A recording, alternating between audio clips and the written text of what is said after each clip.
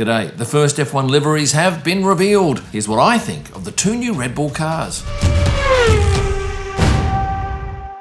Straight up, this is the Red Bull, this is the VCARB. I like the move to shiny on the Red Bull, think it works well, and certainly the comments from fans would back me up on that. Of course, it's not a huge difference to last year's car, but then again, Red Bull rarely changes much from year to year. And the VCARB livery? Well, there are even fewer differences with that car. But let me step back to the launch, which took place in Detroit, Michigan, where it was minus 11 degrees Celsius. This is Michigan Central Station, which was once the symbol of decay of Detroit. Now, it's the symbol of resurgence. A beautiful building, an enthusiastic crowd, all keen to see the new liveries. But how long did they have to wait to see the first car? 43 minutes. And there were so many comments on the live stream about get on with it. This is useless. Just show the car. Max will have won his 5th championship by the time they show the car. So what was that 43 minutes taken up with? Well, straight up, we had US host Nicole Briscoe. Interesting that they've gone with Nicole because she's an ESPN presenter. And ESPN used to be the F1 broadcaster in the US, but not anymore. This year, that honour goes to Apple. There were about 134,000 people watching when the live stream started, and at its peak was over 164,000. But of course, if you straight up lead with the new liveries, half the audience is going to go pretty quickly. So pretty much all of the livery reveals we're going to see are going to be on the same format. That is lots of talk and then a look at the car. Now this year, glossy is in, and I think it's going to look marvellous on track. And it's not a flat paint job. Have a look, zoom in closer, and there is a pattern. One of the speakers earlier on was the executive chairman of Ford, Bill Ford, who is the great-grandson of Henry. And here's a picture of my grandfather who actually owned one of Henry's cars. But I digress. There was an emotional and rousing film with a US voiceover.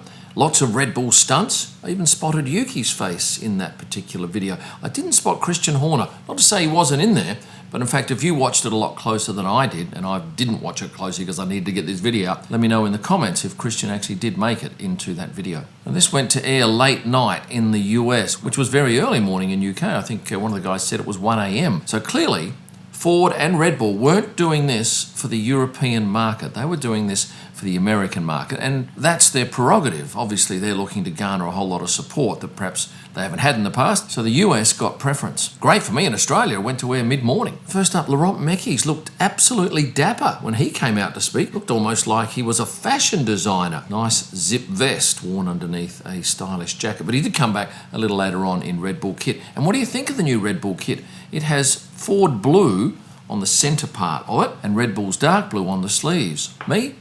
I thought it was good. I'll get used to shooting it in the paddock, and that'll be in a few weeks' time now. Another one of the presenters, and this surprised me, was Callum Nicholas. Now, you'll know Callum from his time as a pit crew member for Red Bull. Now he's an ambassador for them. He did a bit of on-stage presenting and told us that the first engine was named the DM01.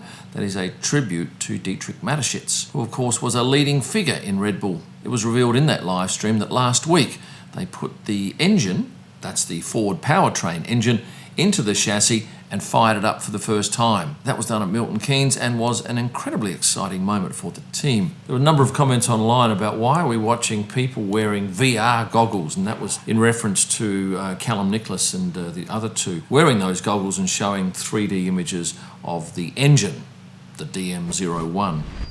Having a closer look at this livery, yes, we have white around the Red Bull logo, and that's the first time in my time shooting Formula One that they've had that white outline. It's also a much smaller logo than what we had going back to, say, 2021, when Red Bull had the major signage on the side of the car. That today is Oracle. What about the Ford Racing logo? Yes, it's on the car, both sides. Not huge, but still prominent. And what about the racing numbers this year? Completely different from last year. White around a red number, and for the first time we see a number 3 on Max's car. Of course, he was number 1 last year, but he didn't win the championship, so he has to give that number to Lando Norris. Now, something I've just realised is that this year, of course, a minimum 55% of the car has to be painted or have some sort of livery on it, not just carbon fibre. If you have a look at the top here on this spine, that is carbon fibre. And the reason for doing that is so that cars just don't go completely carbon fibre just to save weight. And certainly most of the bottom section of the car here is carbon fibre. And when I say that this event started at 10 p.m. local time, the streaming did. It was actually 2 hours earlier that this all happened. 8 p.m. was the F1 part, and there was other activities going on prior to that. And if you watched the live stream, you might have twigged because there were a couple of very obvious edits. And when it came to the actual unveiling of the livery, it was done very cleverly at an airfield with a plane, ripping off the cover. And quite frankly, you probably wouldn't have expected anything less from Red Bull. What were Max's thoughts on the paint job? Yeah, he liked it, said it was fresh. He's hardly going to say that he doesn't like it. It's in his best interest to like it. And quite frankly, if he's driving the car, he doesn't get to see any of the livery. It's only you and me that get to look at that. Moving on to the VCARB side of things, and we had a British host and British voiceovers on those videos. That was obviously the balance up with the US opening part. And that livery reveal came about a lot quicker than the first one. And when the two VCARB drivers came on stage, one of them, Arvid Lindblad, was holding a can of Red Bull. Never took a drink, of course, but product placement means a heck of a lot. And it's their event, they can do what they want. And looking closer at the race suits on both of those VCARB drivers, a lot more green this year, and I guess that's a nod to Cash App's green logo. Getting back to Ford Racing, their logos on both of the Red Bull and VCARB race suits on the breast. So which one of these cars is going to be better to photograph on track? Well, last year, definitely the VCARB, because of the fact that it's white and does stand out, and particularly at night. But with this shiny new Red Bull livery, it could be a real surprise. Now, the first time we'll get to see this under lights will be on the first day of testing in Bahrain, and only for the final probably 40 minutes of the day. The sun sets just after 5, and those lights will take real effect probably about 25 after. And you'll be seeing those pictures on my Instagram pages as soon as I take them. Now, this was the first of 10 launches for the liveries of the F1 teams. There's another 9 to come, and here's the times and dates for those other 9, but I think this might end up being the largest, with some 1,500 guests braving the very chilly conditions to get to the iconic Central Michigan train station.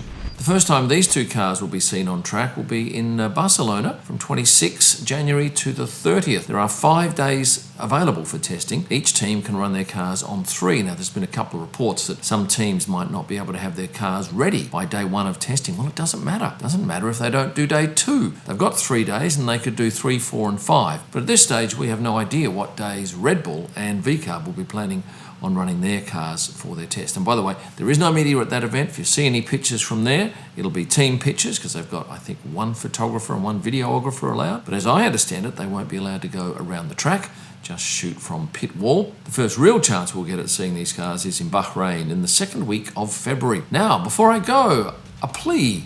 Could those of you not yet subscribed remedy that situation? I don't want you to miss out on future videos, or at least hit that like button. And for a whole lot of extra content, this is where you need to go. Thanks for watching, and stay passionate.